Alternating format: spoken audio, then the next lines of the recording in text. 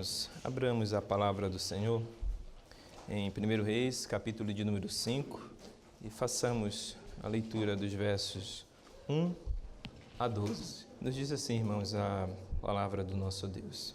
Enviou também Hirão, rei de Tiro, os seus servos a Salomão, porque ouvira que ungiram a Salomão rei em lugar de seu pai, pois Hirão sempre fora amigo de Davi.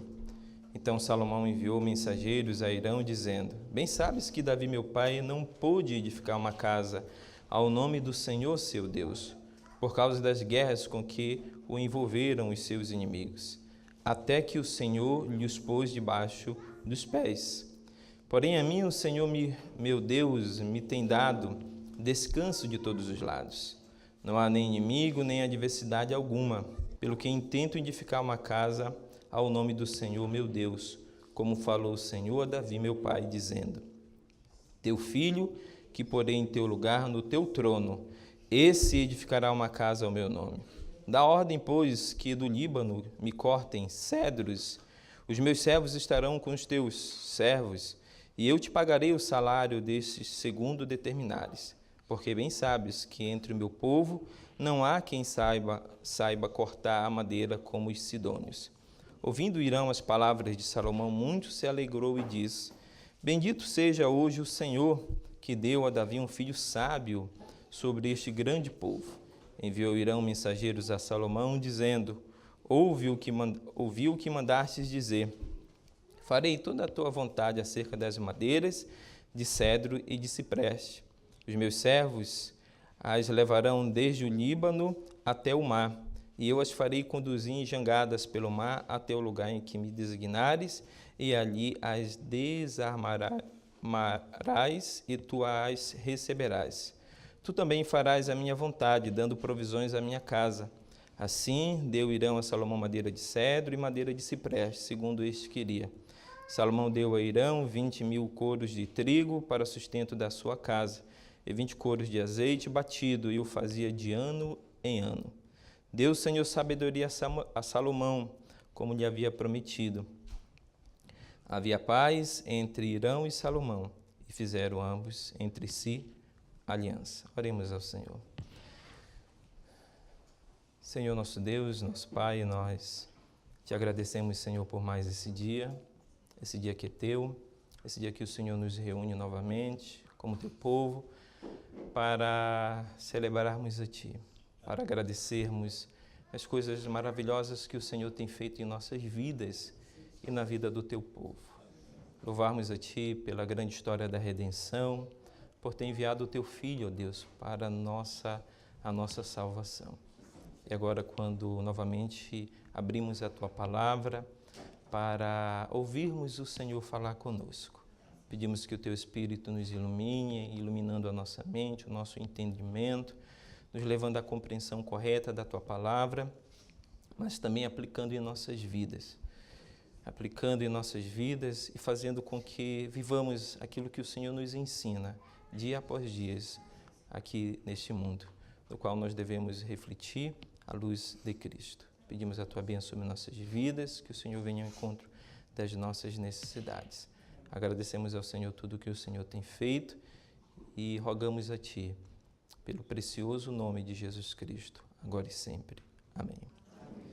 Irmãos, as 7 maravilhas do mundo moderno representam os monumentos mais importantes da modernidade, segundo sua história e a sua arquitetura. Escolhidos por meio de pesquisa aberta e divulgadas no dia 7 de julho de 2007, eles foram apresentados numa cerimônia no Estádio da Luz, em Lisboa, em Portugal. E entre uma dessas 7 maravilhas do mundo moderno está exatamente a estátua do Cristo Redentor no Rio de Janeiro, juntamente com o Coliseu de Roma, as muralhas da China e as ruínas de Petra, na Jordânia. Essas grandes maravilhas do mundo, as 7 maravilhas do mundo, são monumentos bastante conhecidos de todos nós. E elas foram escolhidas para representar aquilo que há de, historicamente e em termos de arquitetura, entre as coisas mais preciosas, as relíquias e antiguidades mais preciosas da humanidade. E a pergunta é, o que essas 7 maravilhas do mundo têm a ver, enquanto introdução, com o texto que ora acabamos de ler? O texto que acabamos de ler, irmãos, é um texto que fala a respeito do projeto de construção de um templo, que naquela época talvez não tenha sido visto como uma das grandes maravilhas do mundo antigo, e muito menos em nossos dias, pelo fato de esse templo não mais existir, o chamado Templo de Salomão. E esse texto ele nos fala a respeito do projeto de construção e o começo da execução desse projeto. Nós veremos que, por mais que entre as obras antigas, o Templo de Salomão não tenha sido talvez contado como uma das grandes maravilhas da antiguidade naquele tempo, ou muito menos em nossos dias, pelo fato de ele não mais existir, existe um outro templo, que esse sim pode ser considerado como a grande maravilha do mundo. E esse templo nós veremos no final que ele se chama igreja. Irmãos, nós devemos viver unicamente para a glória de Deus. E veremos nesse texto, à luz dele, que há 3 razões por que nós devemos viver diariamente para a sua glória. A primeira razão pela qual nós devemos viver única e exclusivamente para a glória de Deus é por causa da fidelidade de Deus no cumprimento de todas as suas promessas. Esse texto, ele reflete, na verdade, o cumprimento de uma promessa que Deus havia feito a Davi, registrado lá em 1 Samuel, no capítulo 7, versos 9 a 11, onde ali Deus fez uma aliança com Davi e Deus prometeu a Davi, a sua descendência, descanso. Deus prometeu a Davi um sucessor sobre o seu reinado e Deus prometeu a Davi também que esse sucessor, ele construiria uma casa ao seu nome. Lá nós encontramos o Senhor dizendo que prepararia um lugar para o seu povo. E esse lugar era exatamente aquele que Deus havia prometido a Abraão, lá no capítulo 12, verso de número 2, onde ele diz que ele faria de Abraão uma grande nação, que Deus o abençoaria, que Deus lhe engrandeceria o nome. E novamente, no mesmo livro de Gênesis, no capítulo 15, verso 18, Deus repete essa mesma promessa dizendo: a tua descendência dei esta terra. E no capítulo 17, verso 8, Deus reitera essa promessa, dizendo a Abraão: dar-te-ei a tua descendência a terra das tuas peregrinações, toda a terra de Canaã em possessão perpétua, e serei o seu Deus. O que nós podemos encontrar nessa passagem, irmãos, é o cumprimento da promessa de Deus no seu pacto. No pacto feito com Abraão, quando Deus o chamou de Ur dos Caldeus, Deus prometeu a Abraão uma numerosa descendência. E a essa descendência Deus prometeu que daria uma terra. E agora nós podemos encontrar neste texto o cumprimento dessa promessa. Deus fez com que com a sua mão forte o seu povo saísse do Egito, o conduziu pelo deserto e por meio da liderança de Josué, Deus fez com que o povo entrasse naquela terra, eles conquistassem aquela terra e eles se estabelecessem enquanto nação. E o que vemos nisso, irmãos, é o cumprimento da promessa de Deus em seu pacto. Deus havia sido fiel à sua promessa. Deus proporcionou a Israel todas as condições necessárias para que no tempo de Salomão o povo pudesse viver um tempo de paz, um tempo de prosperidade, um tempo de descanso. O texto que acabamos de ler nos mostra que nos dias do rei Salomão, aqui no versículo de número 4, o texto diz: porém a mim o Senhor me deu, meu Deus, me tem dado descanso de todos os lados. Não há nem inimigo, nem adversidade alguma. Deus possibilitou a Israel um tempo de paz, um tempo de descanso. E Deus, por sua infinita graça, possibilitou a Salomão com que durante o seu reinado Israel viesse a prosperar grandemente. E graças a essa prosperidade, Salomão pôde dar então o cumprimento àquilo que estava no coração de Davi. O desejo do coração de Davi era que ao Senhor fosse construída uma casa. Isso, irmãos, se deu por cumprimento da sua promessa, pela fidelidade de Deus ao seu pacto. Então, a primeira coisa que nós encontramos nesse texto é que o fato de Israel estar naquela terra, de Israel poder descansar, de Israel estar prosperando sobre aquela terra, não foi graças à sabedoria administrativa de Davi, aos recursos que Davi dispunha, mas pela fidelidade de Deus, a sua promessa dentro do seu pacto. Nós podemos perceber também no capítulo de número 8, verso 13, 14 de 1 Samuel, que o Senhor deu grande renome a Davi e deu muitas vitórias aonde quer que ele ia. E o texto diz que essas vitórias vinham a Davi por meio das mãos do Senhor. Aqui no capítulo de número 7, nos versos 12 a 13, nós podemos perceber também que o texto diz que o Senhor levantaria a Davi uma descendência que procederia dele e estabeleceria o seu reino, e este edificaria uma casa ao seu nome, e que estabeleceria para sempre o seu trono. Esse texto está lá em 1 Samuel, capítulo 7, versos 12, parte B, ao versículo 13. Então, o que nós encontramos em 1 Samuel, refletido aqui em 1 Reis, capítulo de número 5, irmãos, é exatamente o cumprimento da palavra do Senhor. O cumprimento daquilo que Deus prometeu por conta da sua fidelidade. Nós podemos perceber também no verso de número 12, onde o autor narra que deu o Senhor sabedoria a Salomão, aqui em 1 Reis, capítulo 5, verso 12. Deu o Senhor sabedoria a Salomão, como lhe havia prometido. Havia paz entre Hirão e Salomão, e fizeram ambos aliança entre si. Ou seja, o que o texto coloca em ênfase, irmãos, é que a sabedoria de Salomão e as consequências dessa sabedoria de Salomão, que é exatamente a capacidade de Salomão de julgar as questões da nação, a capacidade de Salomão em organizar administrativamente o seu reino, e a capacidade de Salomão de, por meio da sua sabedoria, executar o grande projeto de construção do templo dedicado ao Senhor, tudo isso como fruto da sabedoria que Deus havia dado a Salomão por meio da sua fidelidade.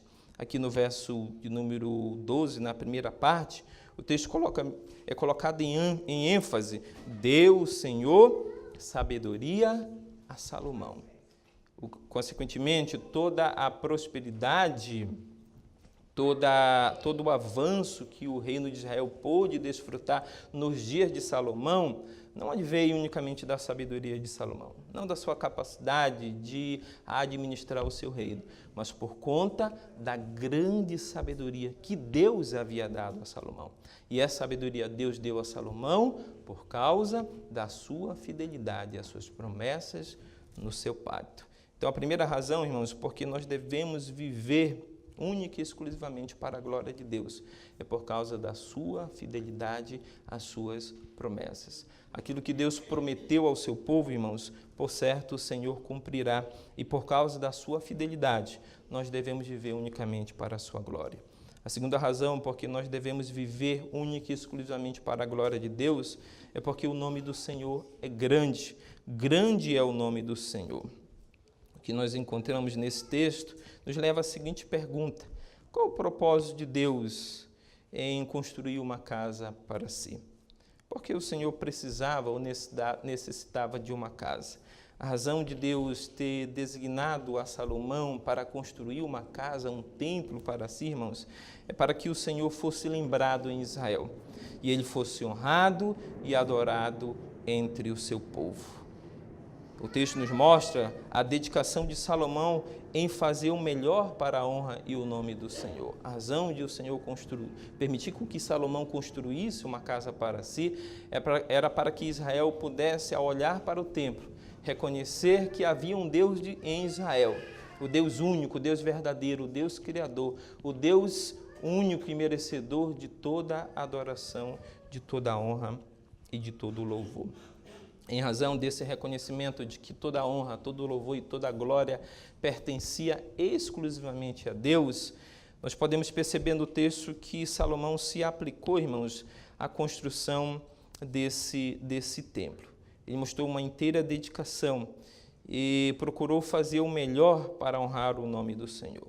Nós percebemos, por exemplo, no verso de número 8, que ele fez um acordo econômico internacional com o rei de Tiro, Irão, com o fim de obter a matéria-prima para a construção do templo, as madeiras de cedro, de cipreste. Esses itens, irmãos, eles eram muito caros e de luxos, e eram utilizados naquela época apenas para a construção dos grandes palácios, das grandes moradias dos grandes reis e imperadores daquela época, assim como para a construção dos templos dedicados às suas divindades. Aqui Salomão não mediu esforço, ele não economizou de forma alguma para a construção do templo dedicado a Deus. Ele dedicou todo o esforço, se empenhou para que fosse levantado o melhor material existente naquela época, que era exatamente as madeiras do Líbano.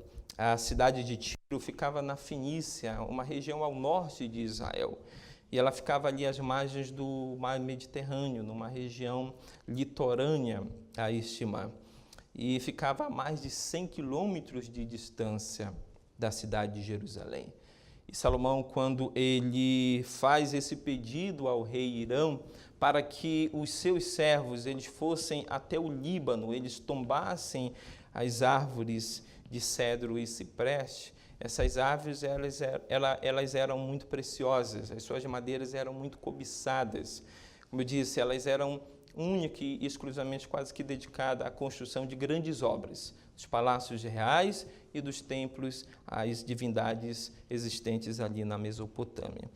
E Salomão fez todo o esforço necessário, irmãos, para que aquilo que houvesse de mais excelente naquela época fosse destinado para a construção da casa de Deus, do templo de Deus. Salomão deu o melhor de si para que Deus pudesse ser honrado e glorificado. Mas qual a razão, irmãos, de Salomão fazer todo esse empenho, dedicar toda esse esforço para a construção desse templo? A razão é porque o nome de Deus era grande. O nome de Deus era grande. E aqui no versículo de número 5, Salomão expõe a razão disto. Veja o que diz o verso 5. Pelo que intento edificar uma casa ao nome do Senhor, meu Deus, como falou o Senhor ao meu pai Davi, dizendo: teu filho que porei em teu lugar no teu trono, esse edificará uma casa ao meu nome. Interessante nós percebermos que Salomão não usa a expressão uma casa dedicada a Deus, mas sim uma casa dedicada ao nome de Deus. Na verdade, naquela época, o nome de alguém, irmãos, simbolizava aquilo que a pessoa era. Era uma demonstração do seu caráter, dos seus atributos. E o nome de Deus, ele carregava em si toda a grandeza, a majestade do nosso Deus. Quando Salomão diz que seria construída uma casa dedicada ao nome do Senhor, Salomão estava se referindo à casa que seria construída para que o nome de Deus, do Deus grande, majestoso, sublime, magnífico, augusto, ele pudesse ser lembrado, ele pudesse ser exaltado entre o seu povo. E assim Salomão expõe, irmãos, a segunda razão porque nós devemos viver única e exclusivamente para a glória de Deus. Porque o nome de Deus é grande, é majestoso, o nome de Deus é excelso. Mas nessa passagem nós encontramos também a terceira razão porque nós devemos viver única e exclusivamente para a glória de Deus. A primeira razão é porque a fidelidade de Deus, ela se cumpre nas suas promessas.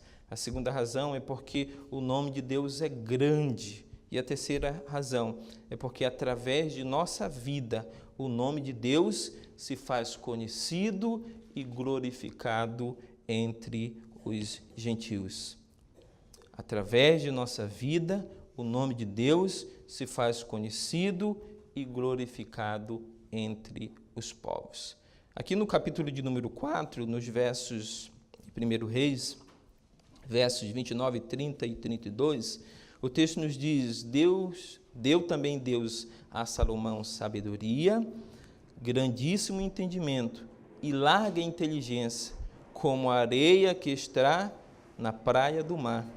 Era a sabedoria de Salomão maior do que a de todos os do Oriente e do que a sabedoria dos egípcios. No verso 32 é dito: compôs 3.000 provérbios e foram os seus cânticos 1.005. No verso 34 também é dito que de todos os povos vinha gente a ouvir a sabedoria de Salomão, e também enviado de todos os reis da terra que tinham ouvido a sabedoria de Salomão.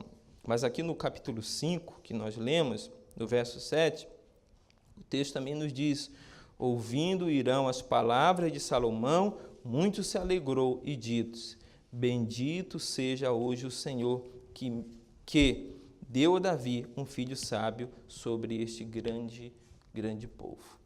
A sabedoria que Deus deu a Salomão, irmãos, tornou o nome de Salomão conhecido em toda aquela grande região, em toda a região do chamado Oriente Próximo, aquela região ali do entorno da Palestina. E essa sabedoria que Deus deu a Salomão possibilitou a Salomão fazer com que o nome de Deus também fosse conhecido entre esses povos. O texto que nós acabamos de ler nos diz, no verso 34, capítulo 4, que de todos os povos vinham gente a ouvir a sabedoria de Salomão, e também eram enviados de todos os reis da terra que tinham ouvido a sua sabedoria. Essa foi uma das ocasiões em que o rei Irão, o rei da cidade de Tiro, uma cidade fenícia, pôde dar testemunho da sabedoria de Salomão e pôde reconhecer que o Deus de Salomão, a parte B do verso 7 do capítulo de número 5, ele é bendito. O texto diz: bendito seja o Senhor hoje, que deu a Davi um filho sábio sobre este grande povo. Muitos estudiosos apresentam que, na verdade, há um certo formalismo aqui de Irão na saudação que ele faz à divindade do rei Salomão. Os reis daquela época, eles tinham as suas próprias divindades. E Irão, de forma diplomática, ele está simplesmente cortejando, ele está exaltando, reconhecendo o Deus de Salomão. Não que ele tivesse, talvez, se convertido a esse Deus, mas o que o autor que narrou esse texto e que, de forma inspirada, registrou esse acontecimento, ele coloca o nome de Deus em caixa alta. E esse nome de Deus, aqui em caixa alta, irmãos, faz lembrar o Deus da aliança. O autor, então, coloca em ênfase que, apesar, talvez, de Irão não ter se convertido através do testemunho da sabedoria de Salomão, ainda assim ele reconheceu que o Deus de Salomão é um Deus sábio, que o Deus de Salomão é um Deus grande, é um Deus majestoso, porque ele havia colocado Salomão para reinar sobre o povo de Israel e havia dado a Salomão grande sabedoria para que administrasse aquele reino. Nós podemos perceber, irmãos, na vida de Salomão, como que por meio da sua vida, por meio da sua sabedoria, o conhecimento de Deus pôde ser espalhado, pôde ser levado a outros lugares. E assim Deus pôde ser reconhecido, pôde ser louvado e engrandecido por meio da vida e da sabedoria de Salomão. Cabe lembrar aqui, irmãos, as palavras do apóstolo Paulo aos Coríntios. Em 1 Coríntios, capítulo de número 10, versículo de número 31, o apóstolo Paulo diz: portanto, quer comais, quer bebais ou façais qualquer outra coisa, fazei tudo para a glória de Deus. É por meio das nossas vidas, irmãos, que Deus se torna conhecido do mundo lá fora. É por meio das nossas vidas que Deus se torna conhecido e que Deus passa a ser, então, glorificado entre as pessoas que ainda não conhecem esse Deus. É por essa razão que Paulo diz, então, que comais, que bebais ou façais qualquer outra coisa, nós devemos fazer tudo única e exclusivamente para a glória de Deus. O Senhor disse lá em Atos, capítulo de número 1, versículo de número 8, que nós fomos chamados para sermos testemunhas de Cristo. E Jesus diz, tanto em Jerusalém, na Judéia, Samaria, como em todos os confins da terra. Ou seja, o que Jesus está dizendo é que o conhecimento de Deus, ele é levado ao mundo através das nossas vidas, através do nosso testemunho. É através das nossas vidas que nós proclamamos e anunciamos que existe um Deus único, um Deus criador, um Deus salvador.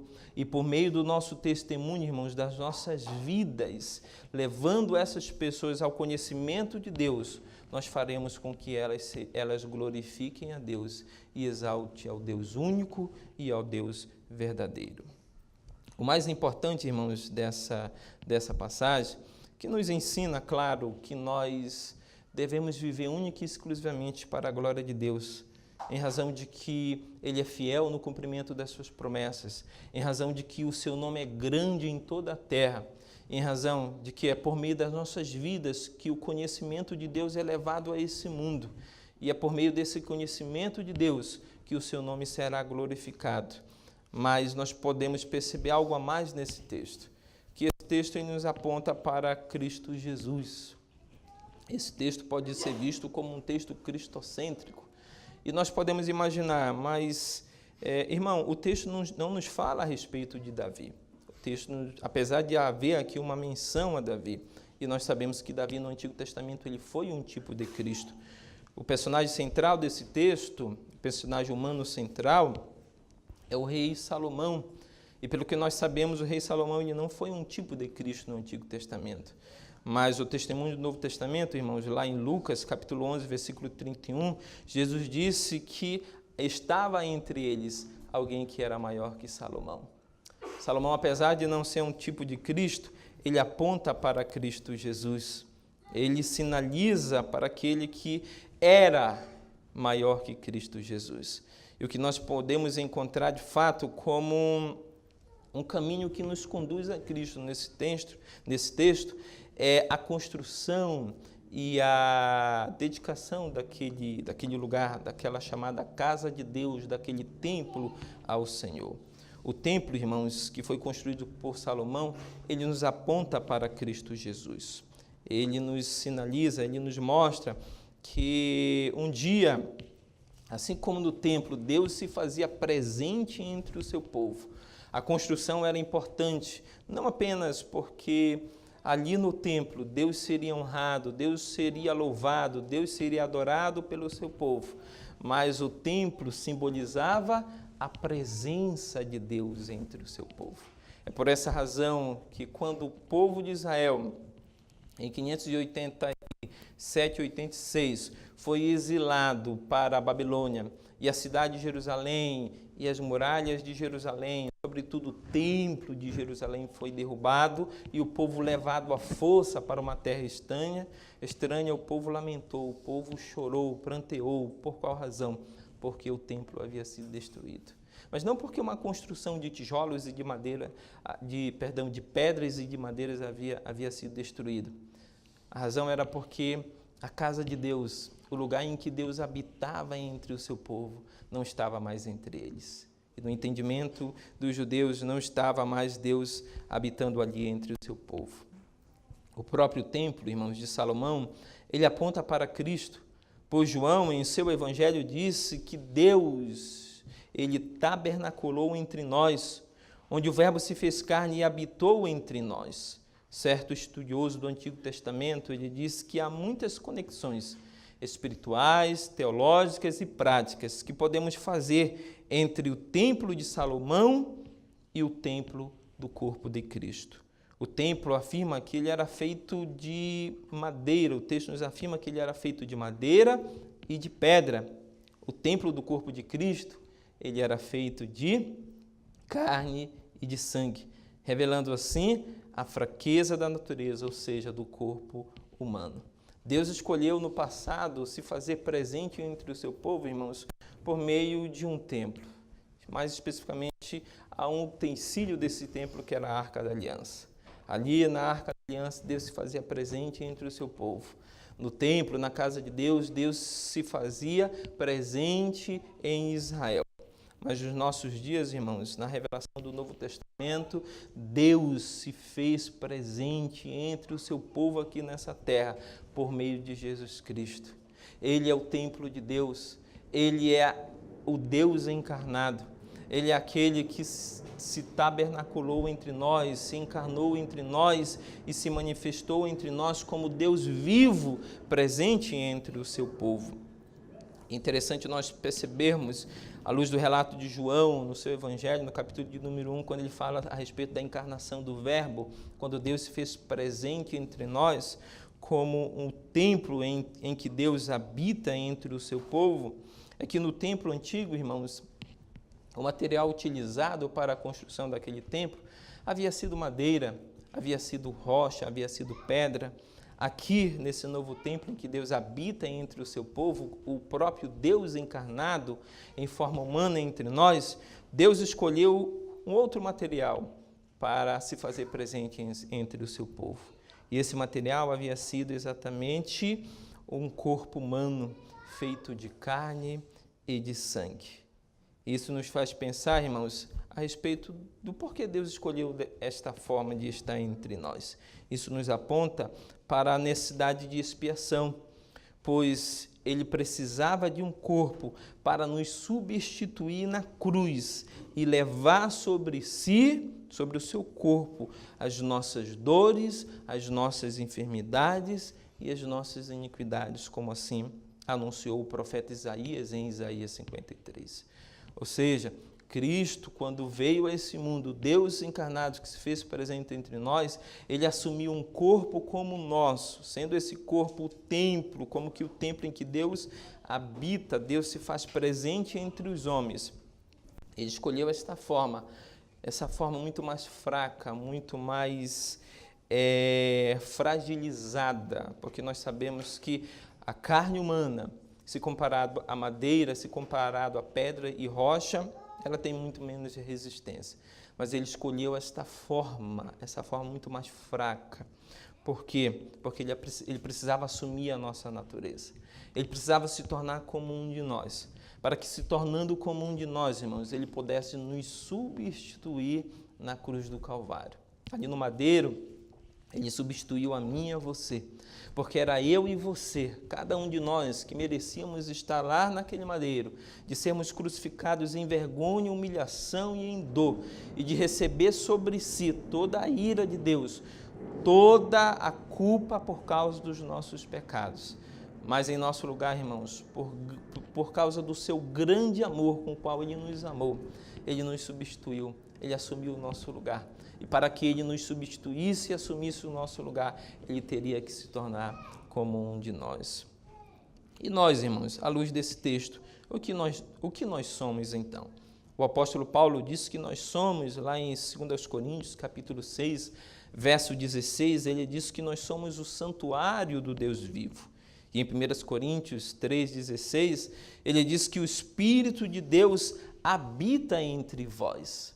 Lá no passado, Deus habitou em um templo construído de material, recurso extraído da natureza, de madeira, de pedra, de rocha, mas aqui na Nova Aliança, Deus habita em um templo muito superior, e esse templo se chama igreja. É a igreja do Deus vivo, é o lugar em que Deus habita. O apóstolo Paulo diz que nós somos o santuário do Deus vivo e que o Espírito de Deus, Ele habita entre nós.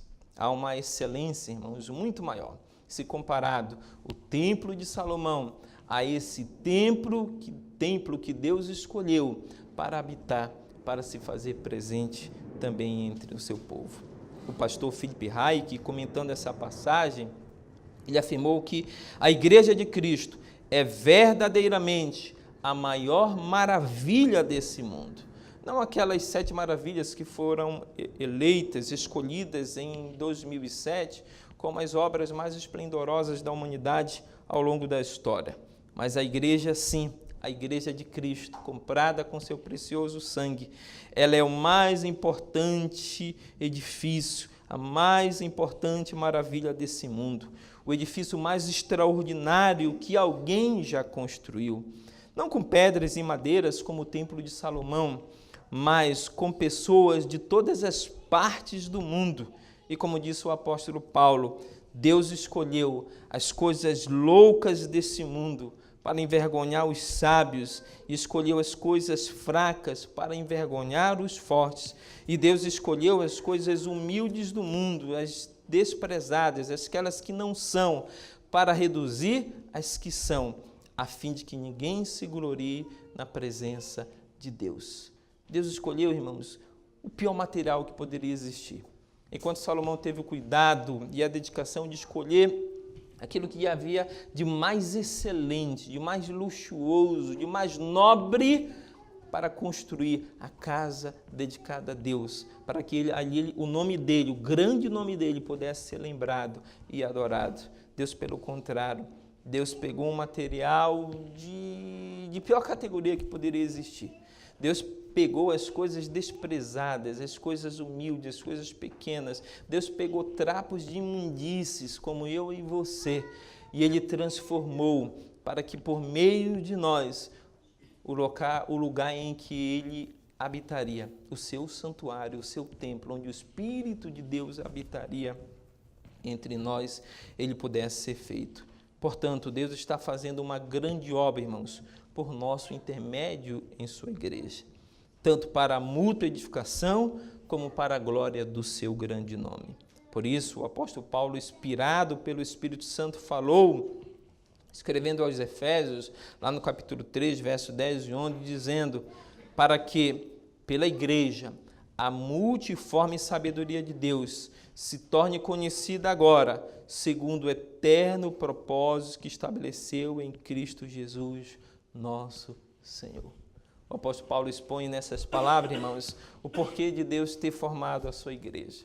O porquê de Deus ter pego um material tão frágil, tão desprezado, tão humilde, tão fragilizado como nós, tão inferior como nós, para construir o seu santuário, para construir a sua casa, o lugar em que ele habita neste mundo, que é a sua igreja. O apóstolo Paulo diz que Deus fez isso para que, por meio desta igreja, da sua casa, do seu templo, o seu santuário em que ele habita, a multiforme sabedoria, não a de Salomão, mas a sabedoria de Deus, se tornasse conhecida agora, segundo o eterno propósito que ele estabeleceu em Cristo Jesus, nosso Senhor. A razão de Deus ter construído essa maravilhosa obra, como nós vimos na introdução do sermão, não considerada ou contada pelos homens como as 7 maravilhas do mundo, mas como a verdadeira obra maravilhosa, a esplendorosa construção de Deus nesse mundo, chamado igreja, formada por mim e por você, para que por meio dessa igreja o nome de Deus pudesse ser conhecido do mundo, pudesse ser honrado, e a sabedoria de Deus pudesse, a multiforme sabedoria de Deus pudesse ser conhecida em todos os povos. E, conhecendo a sabedoria de Deus, a sabedoria que é revelada no Evangelho, como diz o apóstolo Paulo, porque o Evangelho revela tanto a sabedoria como o poder de Deus. Porque quem poderia, irmãos, quem poderia fazer tamanha obra tão grandiosa como a que ele fez, a obra de salvação, como aquela que ele fez em nossas vidas, por meio do Evangelho. Por isso que Paulo diz, escrevendo aos Romanos, no capítulo 7, versículo 16, ele diz que o Evangelho, ele é o poder de Deus. O Evangelho manifesta a sabedoria de Deus, porque é por meio do Evangelho que Deus toma pessoas como eu e você, pessoas imperfeitas, trapos de imundícia, a escória da sociedade, aquilo que para o mundo não havia valor algum, ele toma, ele transforma, ele nos dá uma nova vida, ele nos torna seus filhos e, melhor que isso, ele nos faz parte do seu santuário. É por meio de nós, é por isso que o apóstolo Paulo, escrevendo também aos Efésios, no capítulo 2, e o apóstolo Pedro, escrevendo aos cristãos da dispersão, na sua primeira carta, no capítulo de número 2, ele diz que Jesus é a pedra angular desse santuário, mas ele também dá testemunho que nós somos as pedras vivas que formam esse santuário, que é a casa de Deus, onde Deus habita. E à luz desse texto, irmãos, que possamos então viver para a glória de Deus, reconhecendo que Deus é fiel no cumprimento das suas promessas, reconhecendo que nós devemos viver para a glória de Deus em todas as coisas, porque o seu nome é grande e Ele habita entre nós. E vivemos para a glória de Deus, porque é através de nós, igreja, que o nome de Deus se torna conhecido e honrado entre todos os povos. Como disse o apóstolo Paulo, é por meio da igreja que a multiforme sabedoria de Deus se torna conhecida em toda a terra. Que Deus nos dê a graça de vivermos assim para a sua glória.